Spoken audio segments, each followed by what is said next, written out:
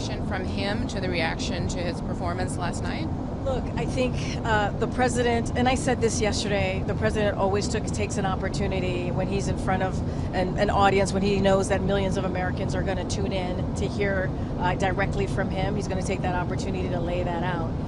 Yes, did he have a bit of a slow start? You heard from the vice president last night, yes. But as the time went on, he certainly made up some of that, right? And more probably faster than most would have, and laid out his vision and was very clear about certain parts of issues that the American people care about, whether it's abortion, immigration, the things that you hear us talk about all the time, the contrast that we make with extreme Republicans and congressional members and what they're trying to do on the other side. And you certainly heard that from him today.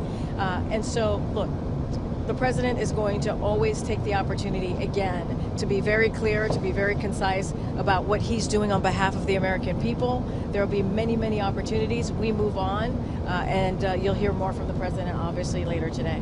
Was it personally insulting to him to have all these fellow Democrats come out and say you need to step aside? No, I'm not. Look, people are going to have their opinion. I'm going to be very careful, right, because there's a debate, the hashtag piece of that. We respect our fellow Democrats, obviously part of our party, and their opinion. But you heard Michael talk about the folks who were on TV today and earlier this morning talk about the president and his performance, and how he's a president that we need today. He's a president that's going to continue to lead the way on really critical, important issues that Americans care about. That Americans care about. This week alone, we marked the Dobbs anniversary, right? 2 years of when the former president put three extreme members on the court, individual on the court, and they overturned Roe v. Wade. And look what it's caused. It caused chaos with IVS, contraception. And you have heard us, the president and the vice president, continue to speak to that. And we are with the majority of Americans, while extreme Republicans want to put national bans. That's what you're going to continue to hear us fighting for, everyday Americans. The economy, we understand how Americans are still feeling the pinch.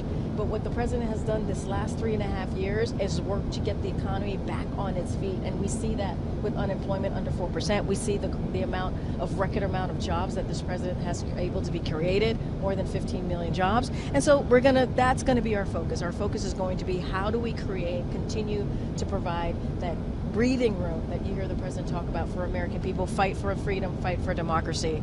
And so that is, I think, the contrast that you saw last night and what the president's going to do moving forward. Do you think the president does better or is more comfortable in moments that are scripted, like the rally earlier today, as opposed to the debate when he has to think on his feet a bit more? I'm just going to repeat what the president said today. He understands, look, he's not as smooth as he used to be on the debate stage. He doesn't speak as smoothly as he used to be. I mean, you heard him say and acknowledge where he is today.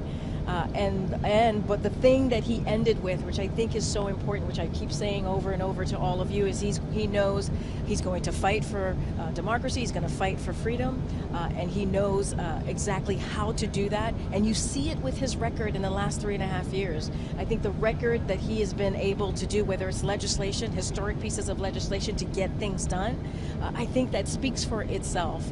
And so this is a president that's going to continue to do that, The Supreme Court Chevron